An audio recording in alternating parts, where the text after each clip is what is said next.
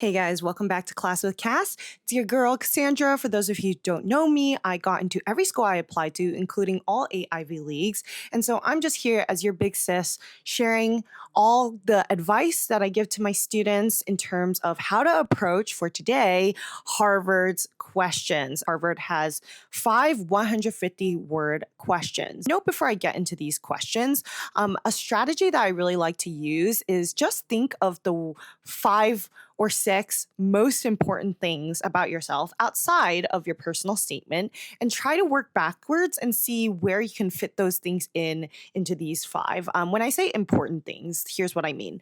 It could be extracurriculars. It could be a family situation. It could be a culture part of your growing up experience. It could be something that you're really into, a really niche interest. It could be a personality thing, something that you really want to showcase about your personality. Maybe you're a fangirl or fanboy, or maybe you have this weird quirk. Like, these 5 to 6 things do not necessarily have to be activities. But once you figure out these things that are important to your life, then you can kind of work backwards and see which questions they fit under. So this first question, Harvard has long recognized the importance of enrolling a student body with a diversity of perspectives and experiences.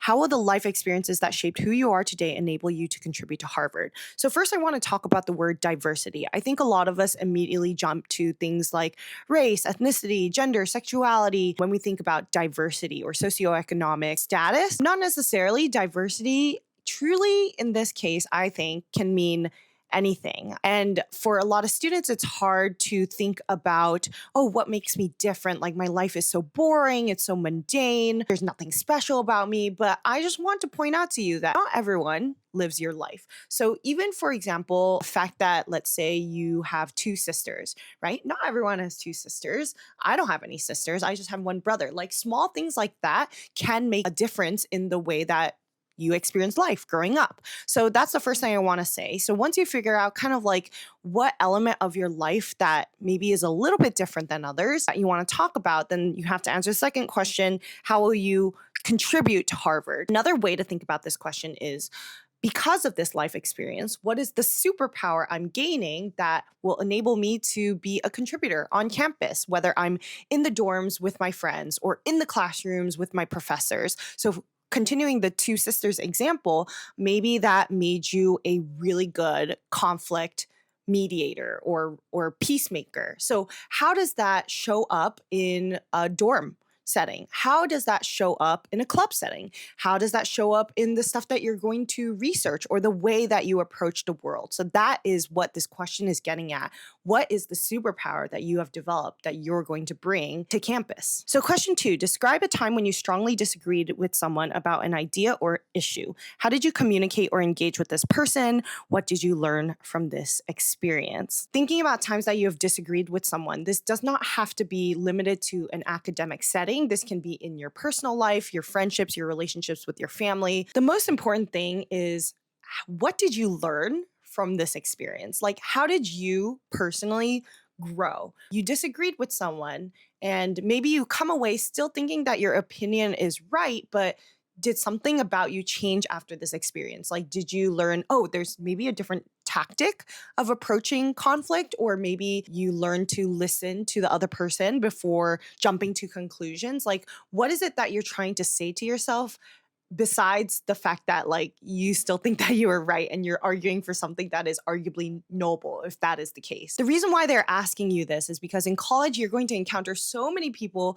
with so many different opinions than you, and they want to make sure that discussions in the classroom and outside the classroom remain respectful, and that you have an open mind and develop the proper critical thinking skills to engage with difficult conversations. So they're looking for, do you have the skill set to be able to survive in a very diverse range of thought place like a college campus? So number 3 is briefly describe any of your extracurricular activities, employment experience, travel, or family responsibilities that have shaped who you are.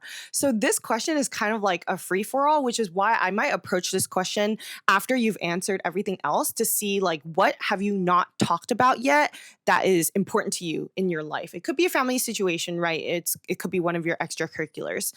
And then you have to think, okay, if you are talking about one of your extracurriculars that is already on your EC's list, why are they asking you this question? isn't that character description in that section enough? So that is why you need to approach this question as, what do you want to say about this activity that is not on your ECs list, right? Your ECs list is mostly numbers focused. You're bragging about yourself a little bit. It's very da da da da da, like by the facts, everything. And so this is a chance where you get to show a little bit more of the why you're doing the ECs. Why are you doing this activity? Why do you put so much time and effort into it? What does it mean to you? Maybe you're talking about the community aspect. Maybe you're talking about the leadership aspect, but choose something that is more personal and connections. It's all about human connections within this activity that gives life to you that is not seen on your ECs list. Okay, moving on to number 4.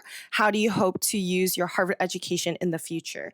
Okay, so this is like almost like a classic, like, why major, why us kind of question, except for these 3 words, in the future. So yes, you are going to talk about yourself as a Harvard student. You're going to use your imagination. Instead of just name dropping classes, you're going to tell me what you are going to produce through those classes. Like, let's say you take a robotics class. What is this awesome, cool robot that you're going to build in the future? You're going to use your imagination to picture, okay, I am going to write my senior thesis on this. No one's holding you to it. This is just you projecting yourself into the future, right? I'm going to use this grant to build this dream project. I'm going to start this club with these funds, right? All of this on-campus stuff, like very typical, you're going to write that.